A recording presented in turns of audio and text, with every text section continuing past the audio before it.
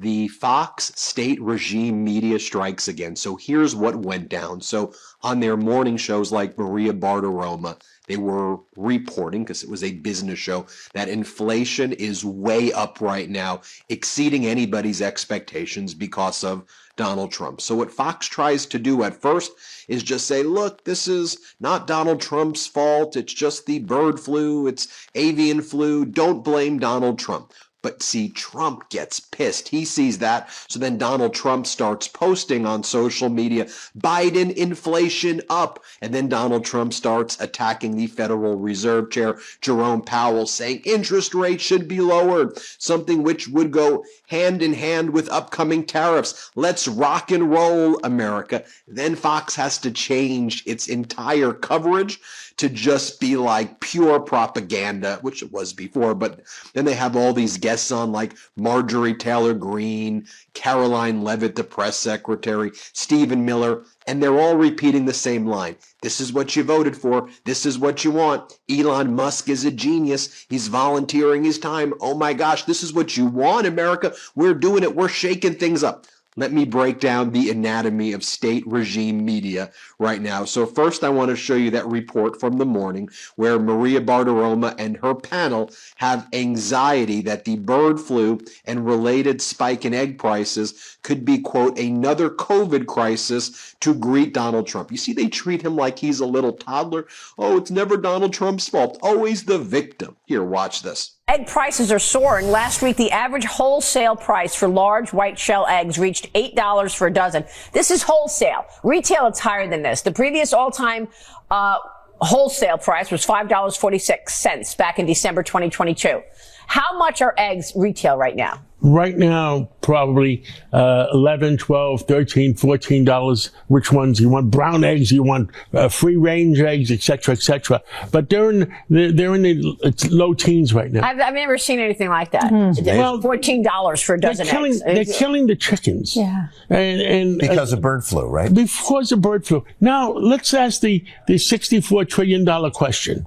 Is this another COVID crisis to greet President Trump?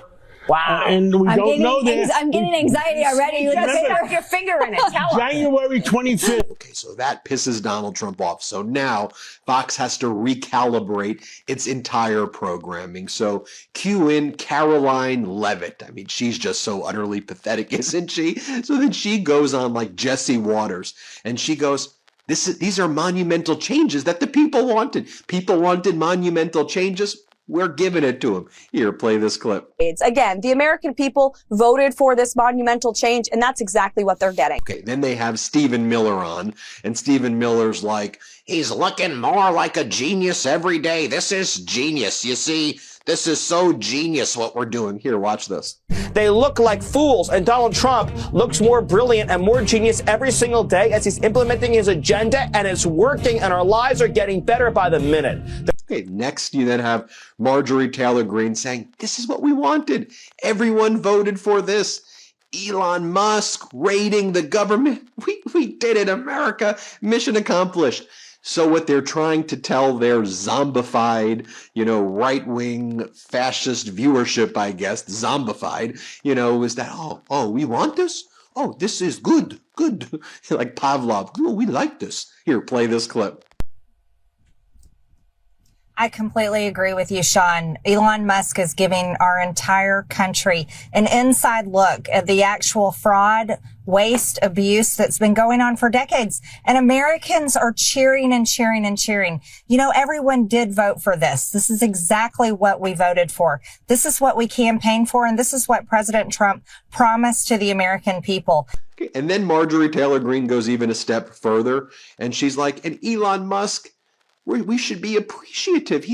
This is a billionaire who's just volunteering his time. Here, play this clip. With more, I'm actually very appreciative to Elon Musk, the smartest guy in the world, one of the richest guys in the world. It's volunteering to do this for our country and exposing their reckless spending and abuse of taxpayer dollars. I'm grateful for it.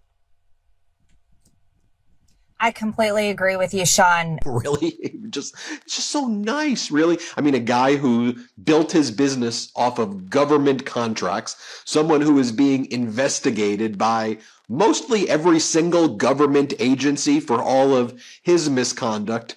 We then learned yesterday that Elon Musk's Tesla was likely going to get a massive government contract for like $500 million for Tesla armor vehicles. Okay, he's what a selfless individual. And the only funny thing, if you even want to call it that, was when Elon Musk's kid was cursing at Donald Trump. And I mean, like, what?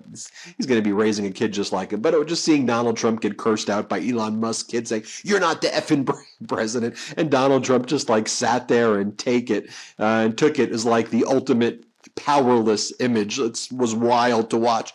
All right, so then get this. So then they have Sarah Huckabee Sanders, the governor of Arkansas. Now, she's the most wasteful governor in history. You've probably seen, I've done the lectern gate videos where she spent like $20,000 on a fake lectern, but ended up, I think, going to Paris with her friends. She spends all this money on this, like, going to football, this taxpayer money, going to football games. She has these, like, PR, these like press conferences where she like lines up like all the cops behind her so she looks tough. Like, she's the most wasteful person imaginable, while Arkansas ranks kind of just as low as Oklahoma does in areas of like education and wealth, and like you name it, Arkansas is towards the bottom. And it's sad because Arkansas is a great state, and they could have like elected a rocket scientist, like a rocket scientist Democrat, an accomplished person who was running against her, and they chose her. But here's Sarah Huckabee Sanders saying, we have to stop this waste and we have to stop this fraud. Again, they're always just telling on themselves. Here's Huckabee Sanders. Let's play it. We should be looking at all of the waste and the fraud. The president is spot on to go after all of these insane programs, get rid of them, and make sure we're actually using taxpayer money wisely. He has not stopped since the day he stepped into office, and I don't think he's going to over the next 4 years. I think that the Democrats are terrified at what all he's going to find. Maybe they're using this as a distraction. It's really the only thing I can think of that makes sense why they're continuing down this road. Yeah, they definitely are acting guilty, like they got caught with their hand in the cookie jar. Real quick, because then what does Jesse Waters need to do to, further kind of pump up the Fox zombified audience? He has to say basically, here comes the people who have weaponized the government against our victim. Our poor Donald Trump is trying to gut the government, and there are people standing up to him. What a victim. Here, play this clip. this isn't revenge. It just so happens that the people who have weaponized the government against Trump are also the ones breaking the law. And then Jesse Waters is like, Donald Trump, when I think of him, all that comes to my mind is a true humanitarian. Play this clip. At all. And so Trump is, despite what people say about him, a true humanitarian. He places such a priority on human life. You got the Gaza hostages, you got the Russian hostages, you got the Venezuelan hostages, almost immediately. Mm-hmm. And remember what we did with Otto Warmberg. It's also the Maha movement. It's also fighting fentanyl. All of these things are about cherishing and saving human lives. And he doesn't get a lot of credit for that. Then they bring in MAGA Republican Congress member Chip Roy, who basically says what we need to give Donald Trump the power for is the power of impoundment. Impoundment is illegal. What Trump's been trying to do is seize all of the, remember, Congress has the pocketbook. The power of the purse is in Congress. They've already appropriated money and passed laws that go to things. Impoundment, that word impoundment, it's what it sounds like. Impounding, taking the money and seizing it for himself, for Donald Trump. So Trump does what he wants, but he and Elon Musk, not where the laws say the money should go, right? The laws designate where the money should go. Trump wants to impound it. Here, let's play this clip. But the president is right. He should stay the course. He has a constitutional right and duty to defend our tax dollars. Russ Vogt can use impoundment. We can do rescissions. And the president is not forced to spend every single dollar. He can do it the way he sees fit as the chief executive. Appreciate it very much. Congressman Chip Roy, always interesting to talk to you. Thank you so much, sir, for being with us tonight. It's great to see you again. Now, here's the thing I just want to remind you of. And again, let's set aside political parties for a second. If you want to do something, we live in a democracy. We're not a dictatorship, although Trump's turned it into an authoritarian regime already. But what you do is you pass a law. That's what you do. Trump controls, Republicans control the House, the Senate, and the executive branch. So if you want to do something, just pass a law, and you could pass a law. Shut down USAID. Pass a law. Shut down the Department of Labor. Pass a law. Enable DOGE to do X, Y, and Z. Pass a law. Stop this. Pass a law. Do that. That's the way our system is supposed to work. But Trump and MAGAs want impoundment, give Donald Trump the power of the purse, and allow him to do whatever he wants and give him immunity. That's called a dictatorship. You could pass laws, but they don't want to do that, and you know why. Let me just share this with you as well, though, because I do want to give a shout out to our friend Jessica Tarlov, and she goes on Fox and she gives him some pushback, so it's good to see Jessica Tarlov. Here Jessica Tarlov is, and here she is talking about what Musk is doing. Play this clip. Reaction when you hear that. That sounds like a completely normal reaction to this. The problem isn't with DOGE or the mission of DOGE. Everyone remembers when it got announced, there were a bunch of Democrats who said, let me on the committee. You know, Jared Moskowitz, like, That's right. Sign me up. The problem is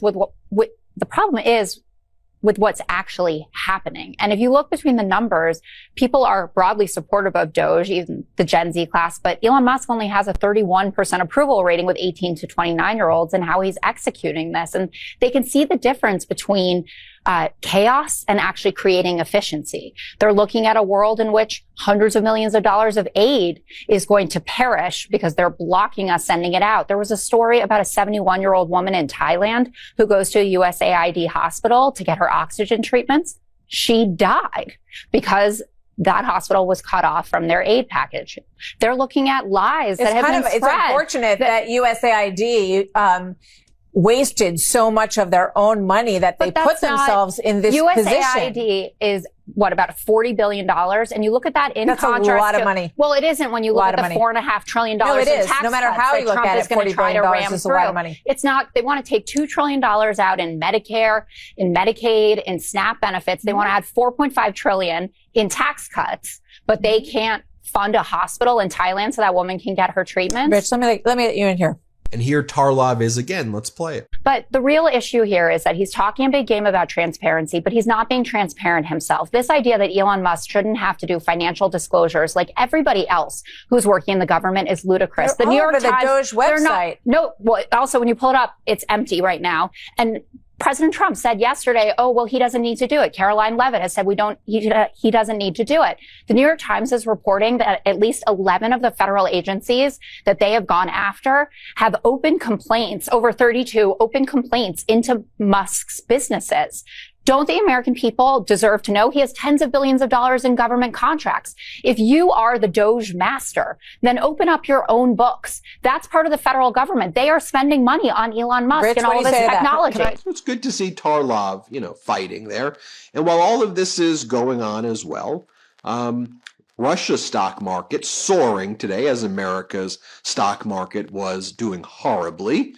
And then you've got people like Elon Musk, who's out there attacking judges. This evil judge must be fired. And then this guy, Andy, goes, Judge John Bates is the same judge who presided over Matt Perna, one of the 5 January 6 defendants who unalived themselves.